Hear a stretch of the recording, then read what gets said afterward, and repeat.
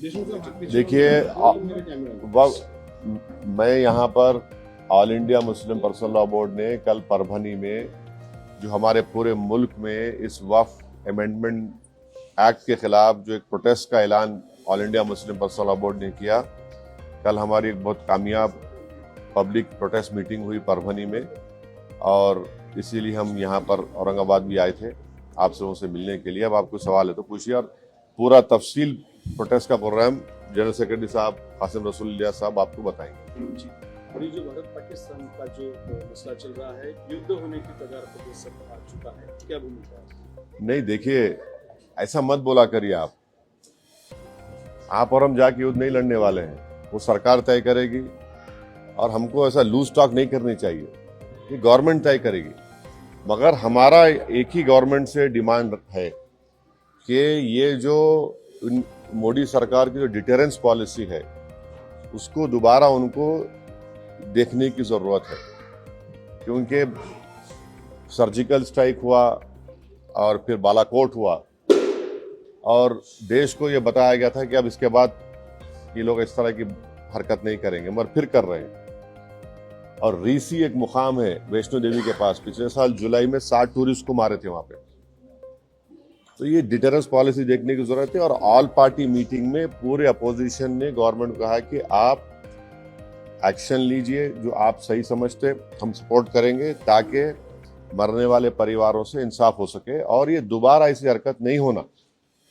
तो हम लोग तो पूरा गवर्नमेंट को सपोर्ट करें कि वो क्या एक्शन लेंगे, वो गवर्नमेंट बताएगी, हमको नहीं मालूम, आपको मालूम, गवर्नमेंट तय करेगी। मगर हमारा मानना यह है कि पाकिस्तान में ये मौजूद है, ये टेररिस्ट, उनको वहीं से सपोर्ट किया जाता, उनको तैयार किया था, फाइनेंस किया जाता, और अनफॉर्चुनेटली वो बॉर्डर क्रॉस करके आए, पहलगाम तक आ गए। तो और चाहे 26/11 का हो, पाकिस्तान से आए थे, उस वक्त भी वो लोग डिनाई किए, पहले हम नहीं किए। जब अजमल कसब पकड़ा गया तो उनको एक्सेप्ट करना पड़ा। तो अब गवर्नमेंट क्या एक्शन लेगी वो गवर्नमेंट के ऊपर है, गवर्नमेंट वो तय करेगी, हम तो नहीं बोल सकते। मगर इनके खिलाफ तो ये हमारा मानना ये है कि ऐसे टेररिज्म को रोकने की ज़रूरत है और सख्त कार्रवाई करने की ज़रूरत है, क्योंकि कोई भी, आपको तो पहले किसी को जान लेने का इख्तियार नहीं है, दूसरा आप हमारे वतन में आकर आप जो इनोसेंट टूरिस्ट हैं उनका समुदाय पूछकर, उनका रिलीजन पूछकर उनको गोली मारना, ये बदतरीन हरकत है ये। और पाकिस्तान इन चीज़ों को रोकना ज़रूरी है। पाकिस्तान ये समझना ज़रूरी है कि आप किस देश के खिलाफ ये कार्रवाई कर रहे हैं। उनका जो एनुअल बजट है, हमारी मिनिस्ट्री ऑफ डिफेंस के बजट उससे बढ़ के है, और वो लोग जो है भारत से उनका टाइम आधा घंटा पीछे है। उन्होंने आधा घंटा पीछे नहीं है, उन्होंने 30 साल पीछे है भारत से। और वहाँ के जो पॉलिटिशियन जो ये क्या बोलते हैं, बड़बड़ापन बोलते हैं ना, ये बकबक कर रहे हैं ना, मत करो ऐसा। आप ये ठीक नहीं है। आपके घर में आप इन शैतानों को पाल रहे हैं। आपके पास बलूचिस्तान का मसला है, आपका टीटीपी का मसला है, आप उसको देखो। आप क्या बना सकते हो वहां पे? दवाएं नहीं बना सकते, मलेरिया की दवा नहीं बना सकते, तुम क्या बात कर रहे हैं आप?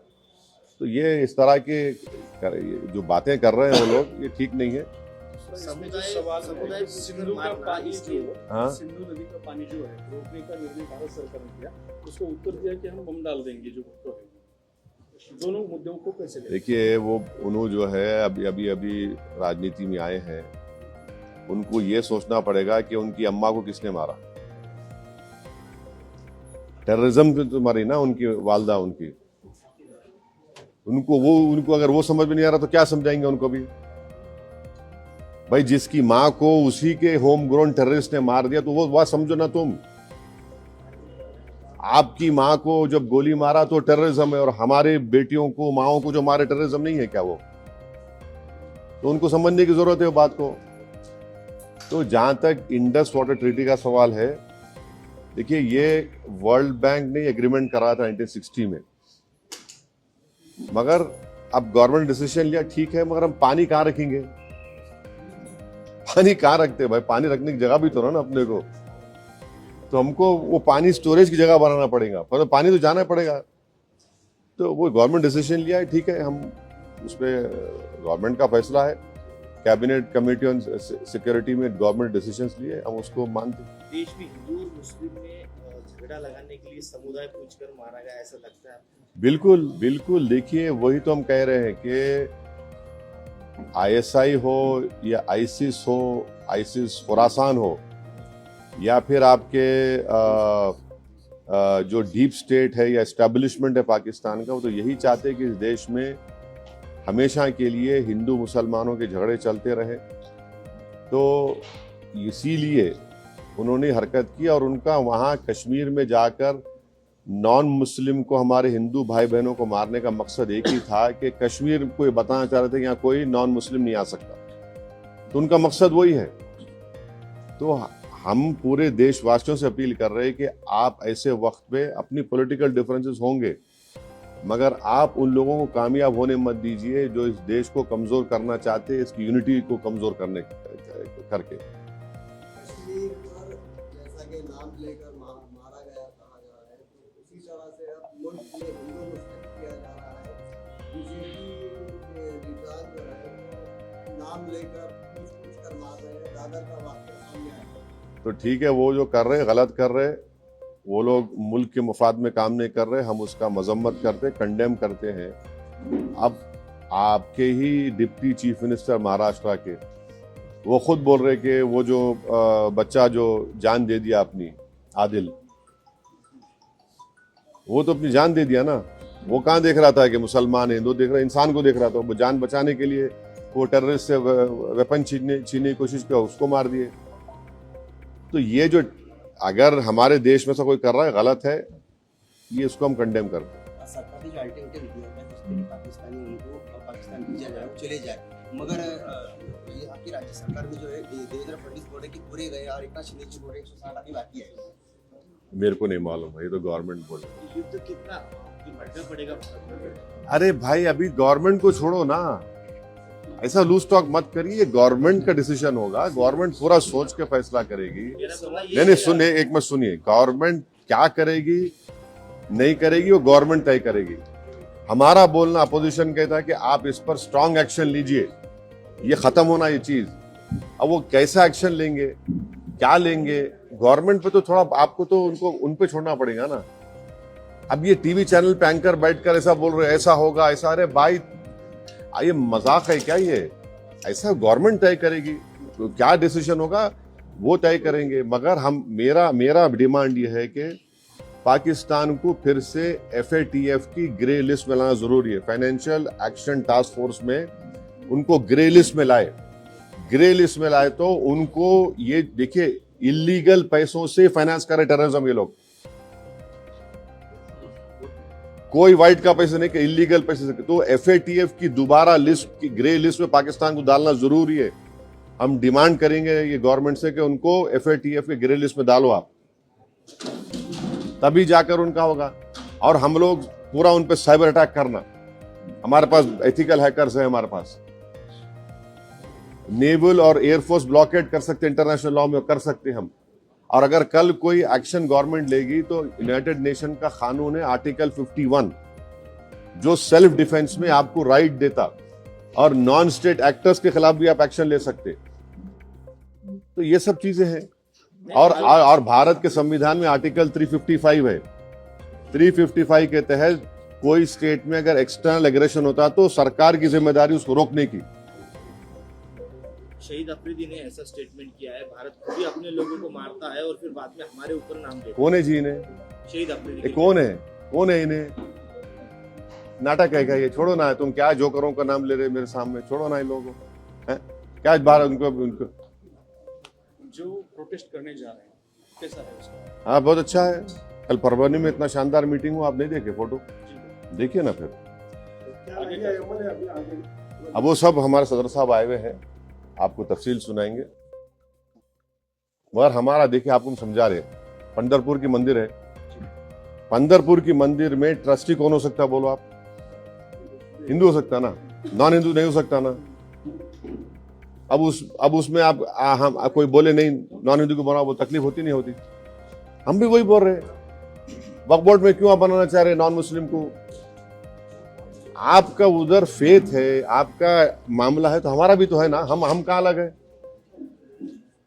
रिलीजन है ना, वो रिलीजन है तो हमारा भी तो रिलीजन है। आप पंदरपुर में अगर नॉन हिंदू को नहीं बना सकते तो वक्फ बोर्ड में कैसे बनाएंगे आप 2 को, या पूरा मेजोरिटी बना सकते? क्या बोलो आप? बनाया नहीं जाता, लेकिन प्रावधान तो है, बन भी सकता अरे क्या बन है। नहीं, कानूनी सुनिए, देखिए आपको नहीं मालूम, मैंडेटरी 2 को बनाने का है और दूसरे सेक्शन में रिलीजन न्यूट्रल है, तो बढ़ के भी बना सकते हो लोग। 2 को तो मैंडेटरी बना ही नहीं, बना है नॉन मुस्लिम को, कैसे बनाएंगे आप? भाई मेरा आर्टिकल 26 के तहत मेरे को ये राइट है कि मैं अपने पसंद के रिलीजियस चैरिटेबल इंस्टीट्यूट को कायम करो, और वक्फ प्योर रिलीजियस इंस्टीट्यूशन है और हम उसको कायम करें, उसको एडमिनिस्टर करने का राइट आर्टिकल 26 मेरे को दे रहा है। मूवेबल इमूवेबल प्रॉपर्टीज लेने का राइट मुझे आर्टिकल 26 दे रहा है। आर्टिकल 14 का वायलेशन नहीं है कि आप वहां पे कर रहे और मेरे को बोल रहे ऐसा करो। आर्टिकल 15 का वायलेशन है, फ्रीडम ऑफ रिलीजन का वायलेशन है, आर्टिकल 25 का। ऐसा कैसा होगा बताइए आप? और एक बात बताइए ना, आप लोग पूछते क्यों नहीं? आप लोग मीडिया वाले डर रहे कहीं को, मेरे को समझ नहीं आ रहा। महाराष्ट्र के ये कानून से भारत का सबसे बड़ा दौलतमंद जो आदमी है, जो खोजाओं के यतीम खाने पे अपना महल बना लिया, सेक्शन 2C के तहत वो मालिक बन गया। आज की तारीख में नरेंद्र मोदी ने जो कानून बनाया, सेक्शन 2C पढ़ो आप, any trust form before this act and after this act will not be Waqf property. क्यों? और आगा खानी को क्यों लेके आए? आगा खानियों से मोहब्बत पे यहाँ पे नहीं लेके आए। अगर आगा खानियों की मोहब्बत पे लेके आते तो नरेंद्र मोदी जाके जकिया जाफरी से मिलते थे। वो आगा खानी है। ईसान जाफरी को काट के उनके जिस्म को जला दिया गया था।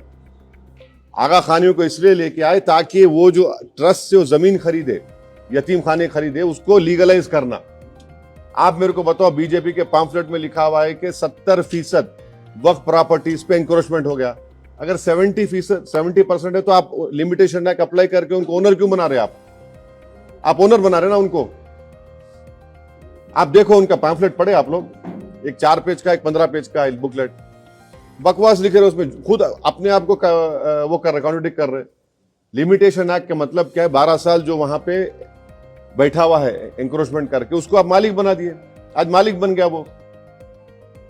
इवैक्यू वक्फ प्रॉपर्टीज है, इवैक्यू वक्फ प्रॉपर्टीज को आप निकाल के गवर्नमेंट कस्टडी में दे दिए, तो हम वक्फ बोर्ड का नुकसान हो गया ना। आप बोल रहे कि वक्फ वाल औलाद में बच्चों का शेयर मार के नहीं देना। क्या आज हमारे भारत में हिंदू धर्म में अगर सेल्फ एक्वायर्ड प्रॉपर्टी होती है तो आप किसी को भी अपने, अगर आपके 2 बच्चे हैं तो आप किसी एक को पूरा दे सकते या मोहल्ले में किसी को दे सकते, मगर इस्लाम में हम 1/3 से बढ़ के नहीं दे सकते अपने बच्चों में से किसी को भी। विल पावर आपको है, और हम अगर मैं अल्लाह के नाम पे दे रहा हूं। अब मिसाल के तौर पर अगर कोई हिंदू अपना पूरी प्रॉपर्टी दान दे रहा तो उसमें पूछते क्या तू बच्ची का हक मार के दे रहा है? उन्हें बोला नहीं भाई, भगवान को दे रहा हूं, अल्लाह को दे रहा हूं, मैं मेरी प्रॉपर्टी है। संविधान में आर्टिकल 300A है, प्रॉपर्टी आपका है, मैं कुछ भी कर सकता हूं मेरे प्रॉपर्टी। आप बोल रहे नहीं, वो ऐसा नहीं कर सकते आप। तो ये इसमें ऐसे प्रोविजंस हैं इतने। अच्छा, हम ये जो चला रहे ना प्रोपेगेंडा, बीजेपी, हमको बताओ एक सेक्शन बताओ उसमें जो प्रॉपर्टी तुम लैंड ग्रैबर से निकाल के लाके देंगे। तुम एक सेक्शन बताओ जो यहां से इनकम में इजाफा होगा। बताओ ना, 45 अमेंडमेंट्स हैं, कौन सा उसमें है बताओ जो मुसलमानों के मफाद में? आप तो लूटने के लिए लेकर आ रहे। सेक्शन 3D आप बना दिया, उसमें 3D का बोल रहे, क्या बोल रहे, जो आर्कियोलॉजिकल एंशिएंट प्रोटेक्टेड मॉन्यूमेंट है वो वक्फ नहीं रहेगा। क्या मतलब भाई? आपको मालूम औरंगाबाद आपके शहर में यहां पर अपने क्या नाम था जो वहां से अफ्रीका से आए थे बादशाह का, मलिक अंबर का वो नहीं है, वक्फ नहीं रहा वो।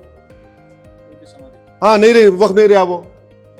कैसा होता बोलो? वो सेक्शन 3D में आप बोल दिए मलिक अंबर की खबर, आप वक्फ नहीं है,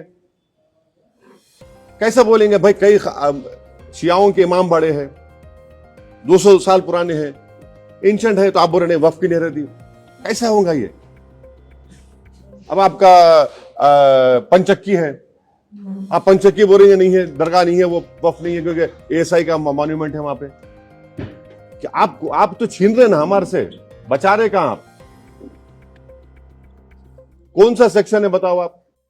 आप बोल रहे कि 6 महीने के अंदर पूरा पोर्टल पे चढ़ाओ। कैसे चढ़ा 6 महीने में? बोलो आप। जो नहीं चढ़ाए वो वफ नहीं रहेगा।